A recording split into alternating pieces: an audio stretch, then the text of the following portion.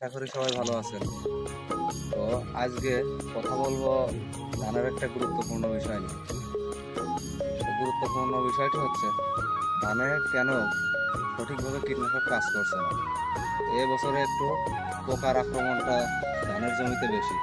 তারপরে আমাদের কিছু করণীয় কাজ রয়েছে, যে কাজগুলো আমরা সঠিকভাবে হয়তো না করার কারণে পোকার আক্রমণটা আমরা সঠিকভাবে দমন করতে পারছি না। আসল জেনে নেওয়া যাক সে কারণগুলো। তো অন্যতম একটি কারণ হচ্ছে পোকা, কীটনাশকের বিরুদ্ধে পোকার প্রতিরোধ ক্ষমতা বৃদ্ধি। প্রতিরোধ ক্ষমতা বৃদ্ধি বলতে একই ওষুধ বারবার ব্যবহার করার কারণে পোকা ওই ওষুধের প্রতি সহনশীল হয়ে যাচ্ছে।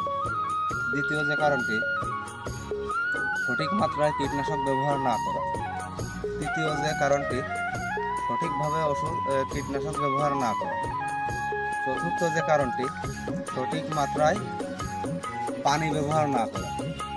পঞ্চম যে কারণটি, সঠিক সময়ে কীটনাশক ব্যবহার না করা। সঠিক সময়ে কীটনাশক ব্যবহার না করা বলতে পোকার আক্রমণ অনেকটা যখন বেড়ে যায়, আমরা 10 দিন, 15 দিন, 1 সপ্তাহ পর জমিতে এসে হঠাৎ করে দেখি পোকা অনেক লেগে গেছে। তো আমরা এইগুলো করবো না, আমরা প্রতিনিয়ত আমাদের জমিগুলো দেখব। আর একটা উল্লেখযোগ্য কারণ হচ্ছে ধানের জমিতে একসাথে অনেকগুলো কীটনাশক, ছত্রাকনাশক, ভিটামিন ইত্যাদি ইত্যাদি ওষুধ ব্যবহার করার কারণে অনেকগুলো ওষুধ একসাথে মিক্স হয়ে যায়, আর আমরা জানি না যে কোন ওষুধের কোন কাজ। তো সেক্ষেত্রে একসাথে অনেকগুলো ওষুধ মিশিয়ে জমিতে প্রয়োগ করলে দেখা যায় যে আমাদের কীটনাশক সঠিকভাবে কাজ করছে না। তো আশা করি আজকের ভিডিও থেকে কিছুটা হলেও উপকৃত হবেন।